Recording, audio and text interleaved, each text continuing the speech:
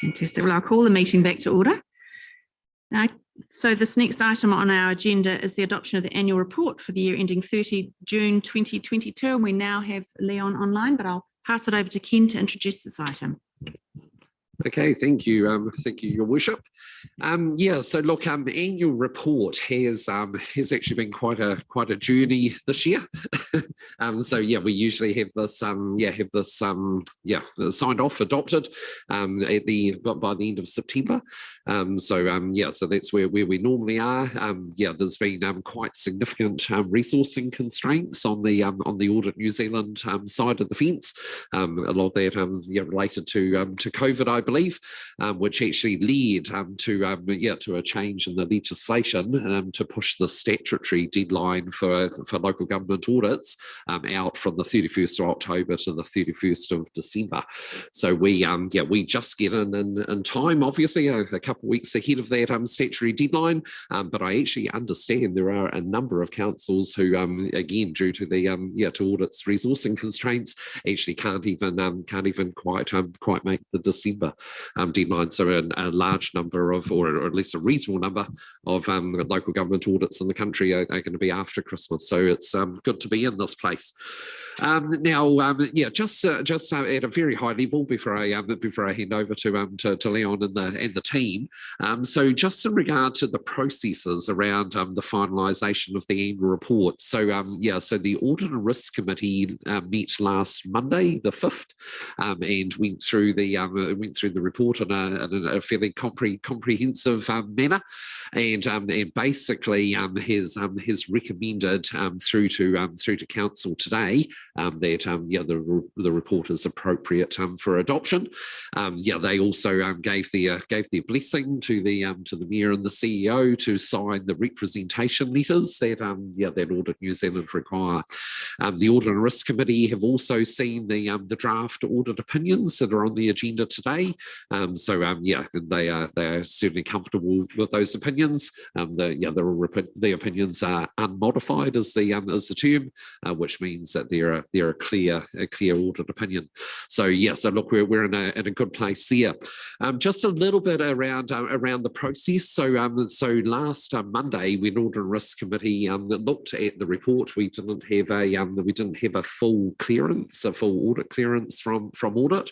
And in fact, during their clearance process, or at the point the clearance was given, we needed to make some changes. They were relatively minor changes, but they were changes nonetheless, because the Audit and Risk Committee had anticipated that there would be a need for some final changes, and in fact there was one technical accounting issue that was still outstanding as well.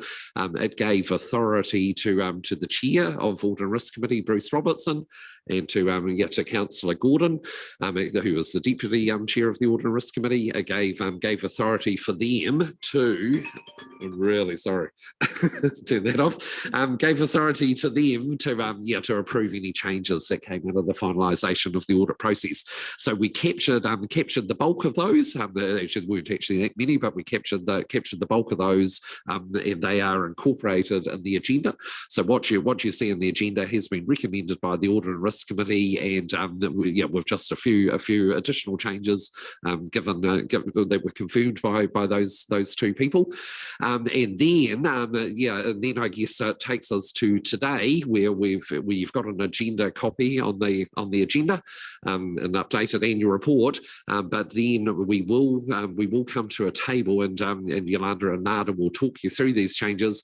There are a few, about 4 or 5 changes that we have made subsequent to the agenda going out. Bruce and Roger are both aware of those and happy with those changes, but because they weren't incorporated in the document, we will need to address them by way of resolution. Okay, so basically with these changes here, we have the blessing of the Audit and Risk Committee and Roger and Bruce.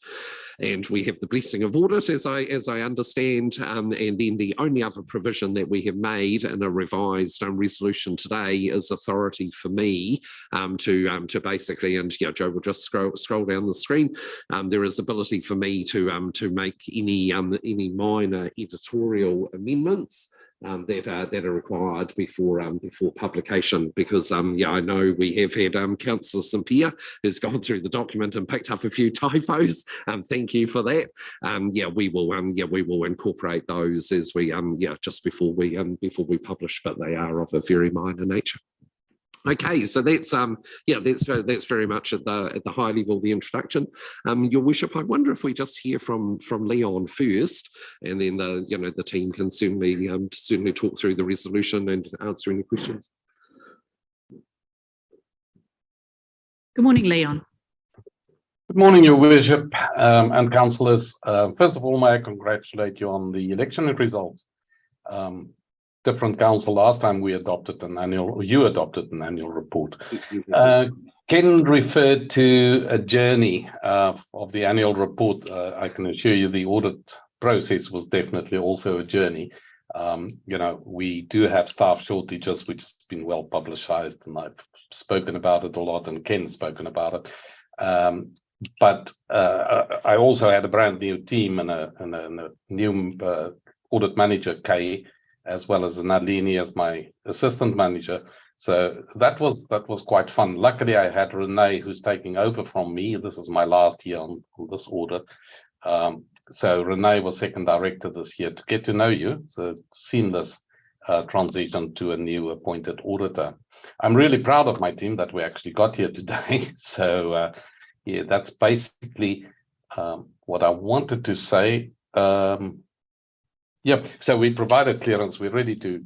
You've got the audit report, which is an unqualified audit opinion. We've got an emphasis of matter in relation to Three Waters reform, which is quite normal for everybody. Wonderful. Thank you very much for that, Leon. Look, thank you for your work and assistance over the last 5 years. You noted that this will be the last time we see you. So thank you so much for your assistance and advice over that period of time. Now, Yolanda, did you have anything, or Nada, anything you wanted to add in particular? Or should I just hand it over to you to progress your report?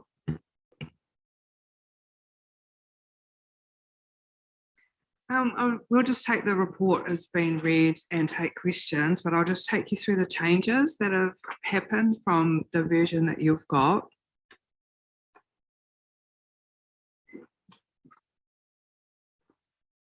So when it comes up on the screen again. Thank you. So on page 20, just in the financial overview, possibly add a paragraph in there just around the cash surplus. It's Your Worship. So sorry, can I just mention that apparently the governance team just in the last 2 or 3 minutes have emailed you the resolution that's on the screen, because I appreciate it's difficult to read. Yeah, if you check your email, you should see exactly what you're seeing on the screen. It might be easier than what's on the screen. Yeah. Excellent. Thank you for that. So yeah, there's just a possible paragraph to be added in there just around the cash surplus for the year. And then on page 28. Yeah, and actually, sorry, Your Worship. So this one, it was a suggestion. Actually, it was just yesterday from Councillor St Pierre. So look, in the financial overview, I usually talk to the cash surplus number. I decided actually this year to shorten up the financial overview. I'd taken out, but Councillor St Pierre noticed that I'd taken it out and asked if we could put it back in. So so what that's, I guess, the history of this item. I'm absolutely not worried whether it's in there or not. It's very much an internal sort of mechanism. I'm very, very happy for the words that are on the screen to go back in. So I guess over to you whether that goes in or not. Yeah. So I really like to see it in there because it actually does impact on our rating formula for the following year. And I do think that that ratepayers should appreciate that, we are able to sometimes, reduce the rating requirement because of perhaps, good business practices that have been applied the previous years. Yeah. Great. Thank you for that, Claire. Back to you again, Nada.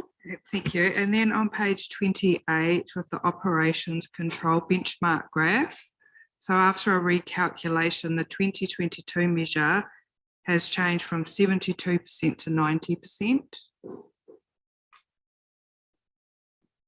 And then page 32, statement of financial position. The current assets, trade and other receivables decreased from 7,015 to 6,464. And that is due to a reclassification of a prepayment.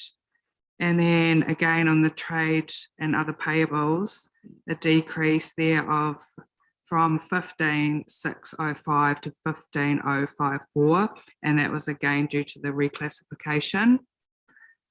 And page 33, statement of cash flows. There was the receipts and rates revenue from 68 to 69. The receipts from other revenue changed from 48,357 to 39,888. Payments to suppliers and employees, so that changed from 67123 to 58,864. And this is due to the removing of non-cash items. The overall cash net flow from operating activities remained unchanged. So that 47 was still the same as in what you've got. Your Worship, just a question about the way the numbers are expressed, because all of those numbers in that cell actually have 3 zeros after them, like thousands. And if it's a resolution, should it sort of show that? Because it also is relevant to the following one, which has a K after the 19,982, but not after the 238,000. That's all. Yeah. Yeah, so through your worship, actually, that's a very good, very good observation. Of course, because all these numbers are rounded, yeah, you know, the actual number on the screen is what appears in the document, but yes, it's sitting in a column of numbers that the heading clearly indicates are in the thousands. But yes, look, I agree. We should change that in this resolution and put the 3 zeros behind each of those numbers. That's that's a very good observation. Thank you, Councillor. Thank you.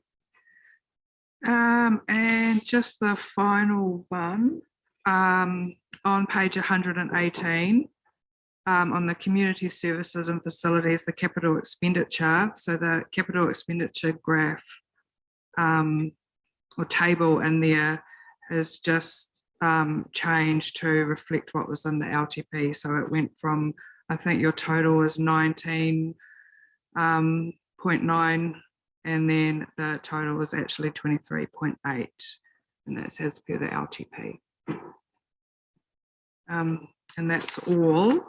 So I think we'll just take any questions, if there's any questions throughout the report. Any questions? Mike? Thank you, through the chair, through the mayor.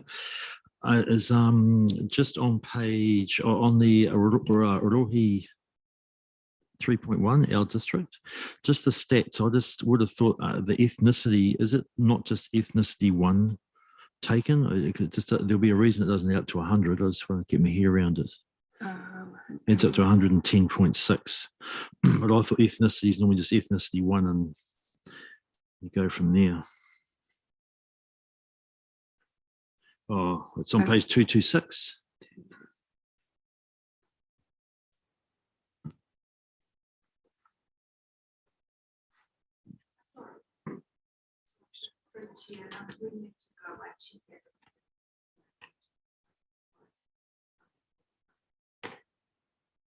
Yeah, which, yeah, all right, yeah, that'll be good. Yeah, all right, thanks.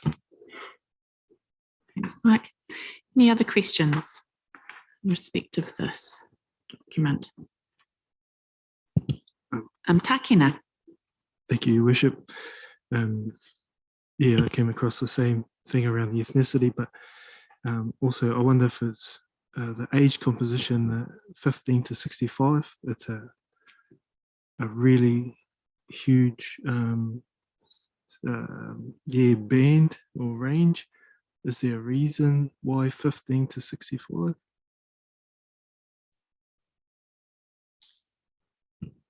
And we'll have to look into that and get back to you. Yeah, Thank you. thank Do you you. want to enter that? Gary?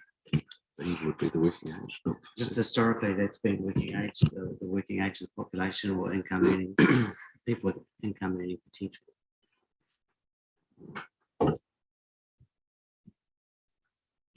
Yeah, through your worship, I mean, we can also look at that. I guess if we can nuance that further and break that down a bit further, would you like us to do that? And I guess I could do that under the minor editorial accommodation that we've got, both that and the ethnicity. I mean, with the ethnicity, would you prefer that to add to 100%? So the first ethnicity, or Well, I'm just liking it.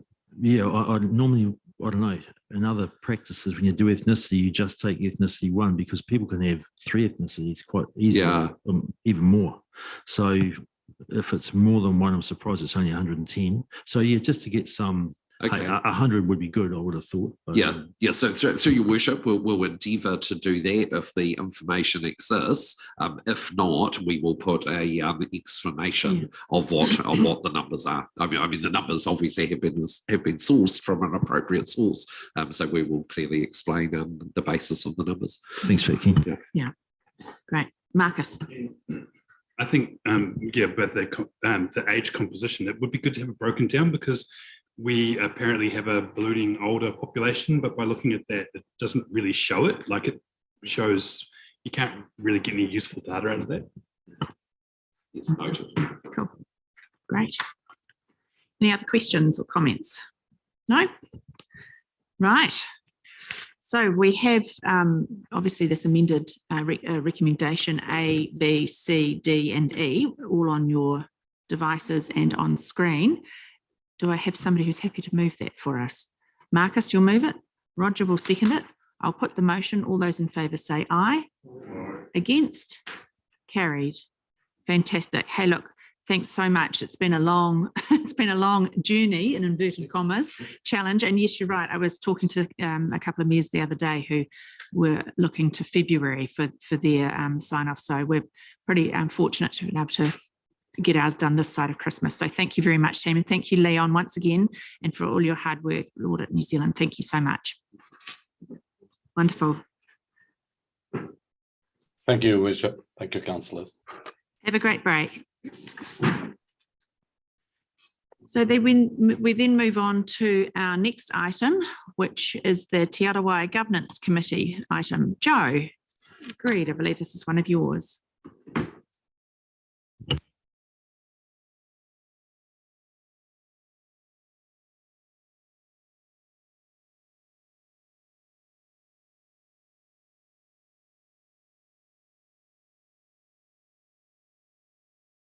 And Sally. Good morning.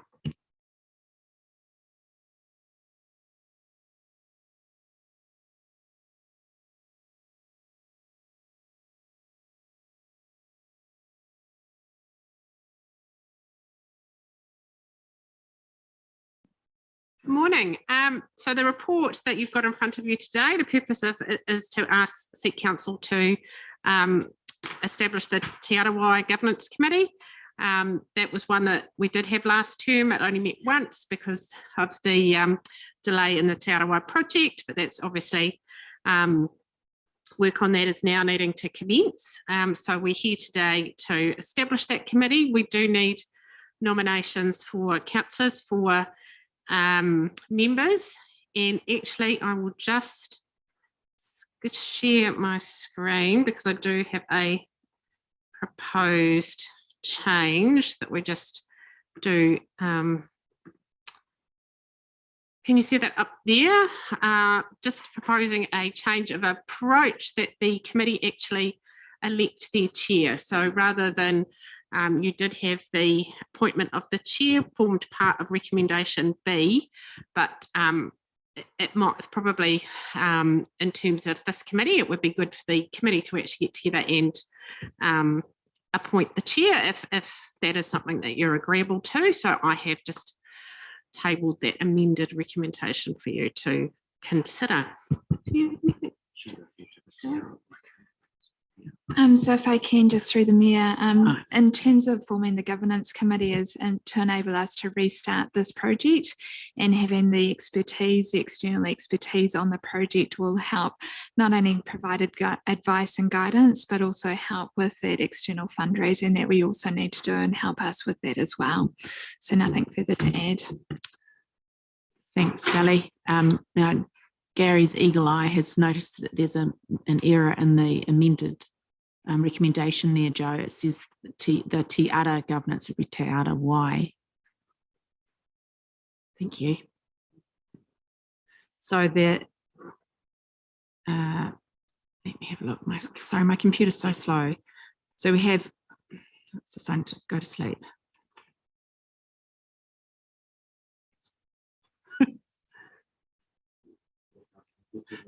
Far ahead, way you go, Mike. I was just inquiring about the relationship of the existing Museum Trust Board to this new governance committee, because we've appointed Takana and Lou to the existing trust board, and I just wondered how they interacted. So just through the mayor, in terms of the existing trust board, they look after obviously the collection and the taonga that we will be moving to Te Ara Wai. The relationship will be at a project relationship, and they can come on in terms of advice and direction. But in terms of the governance group itself is purely for completion of Te Ara Wai and the build and overseeing that guidance and support. So the trust board will be there throughout the whole process. We can bring them in, but they're not represented around the table as such from that perspective. So hopefully I answer that question. That's sufficient, Mike? Just to follow on, will they have particular views on the housing, the collection, etc., that'll be needed to be taken into account, or will you do that at a project level? Through the mayor, we'll do that at the project level, but obviously our key partners with us in terms of what we're trying to achieve with Te Ara Wai, and we do work very closely with the trust board, and I think the direction that we've received from this council is to be a lot more active with the trust board going forward as well. Claire. Yes, thanks. Yeah, I've just got a few questions about how the committee will operate, you know, based on, like firstly, it looks like this committee will be responsible for the risk management of it. That's based on that comparison that you did, that you sent through, Joe. I don't know if it's in here, because I would have thought that would be something that the Audit and Risk Committee would take responsibility for. Is that correct? So in terms of us reporting to the governance group, we'll report at the project level, which will include risks, key milestones, and keep them up to date in terms of what's happening with the project. But it's not the only avenue. So, you know, the governance group will be utilised as I suppose a sounding board on where we're at. They'll provide us guidance and support from their expertise in terms of developing the museum, and we'll still have to report back in decision making through council itself. The update to the delegations that has been sent through is simply recognising the new site that we have from when they were originally set up, and also changing it because back then it was called the Discovery Centre, and we now obviously have the name of Te Ara Wai. So this is part of the reset of us starting, but key milestones, key decisions, etc., still come through council and will be discussed with full council. Cool. Thank you. Great. Any other questions before we move on to discussing appointments, nominating appointments, the 4 appointees from this membership? No? Now, I think, as I recall, we had some discussion about this previously. The past councillors representing the council on that, working on that governance group, were the mayor, the deputy mayor, myself as chair of strategic planning and policy, and Councillor Andrew Brown. I'd recommend would suggest for the purposes of continuity, we continue that similar format in mayor, deputy mayor, but of course in this instance we've got a double up in that SP&P chair and mayor is the same person. So myself and Councillor Stolwick, Andrew, who's happy to continue, and that leaves an extra or a vacant spot. You'll recall I asked at the end of our last meeting if people would express, or I actually sent out an email asking if people would express any interest in that spot, and Councillor St Pierre replied and expressed an interest. I'm more than comfortable with Claire taking that role. I think it creates good balance across the district term as well in terms of representation from the east and the west. So that would be my suggestion at this point, but I'll throw the floor open for other comments or nominations if there are any. Takina. Kia ora, Your Worship. Yeah, I would like to put myself up for one of those positions as well on the governance committee. Yeah, and apologies, I didn't respond to your email. I can't remember reading it, sorry. Okay. Joe, does that mean we have to do a...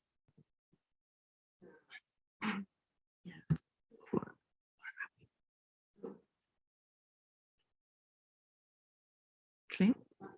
I'm quite happy if Takina is interested. I mean, I think what I said in my email was that if Takina wasn't interested, I'd certainly be open to having my name put forward. So okay. I'm quite comfortable with Takina to take it.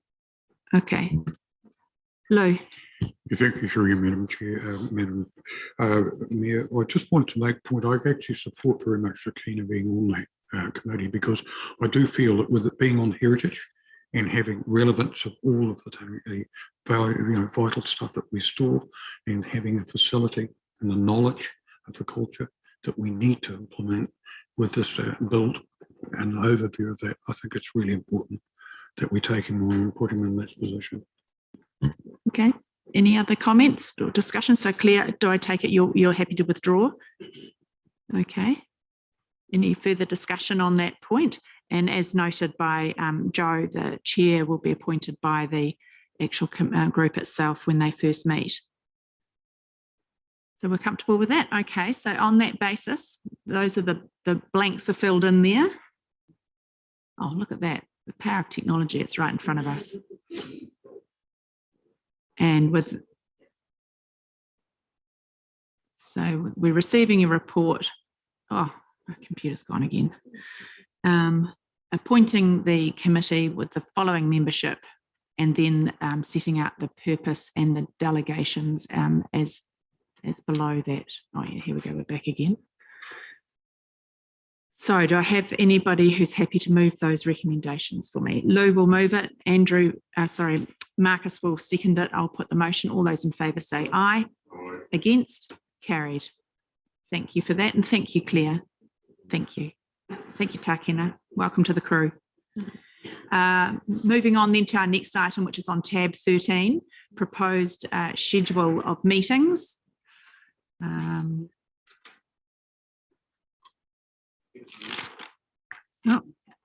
Before Joe, yeah.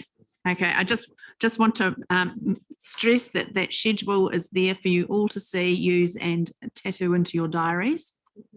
I expect to see you all here bright-eyed and bushy-tailed. I do have Claire. a question about the Pirongia Ward Committee meeting in June, because it is in Field Days week, and usually we have members that are involved in Field Days, and we've traditionally moved it to avoid that clash. And I'm sure Bruce would be able to corroborate that. We go forward before or afterwards? I think Gary's got a comment to make on that one. So the other addition to this resolution is that you're delegating authority to me in consultation with the committee chair to move a meeting if that circumstances arise that require that to be changed. So, so we can look at the dates. And okay, cool, thanks.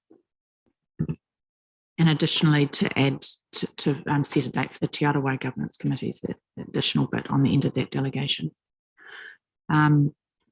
Okay, that being the case, the schedule is there. Any other comments or questions, criticisms? You will second, and Marcus was moving, Andrew is seconding. I'll put the motion. All those in favour say aye. Against? Carried.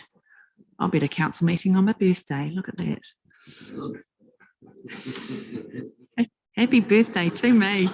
so we've just emailed a message David a while ago.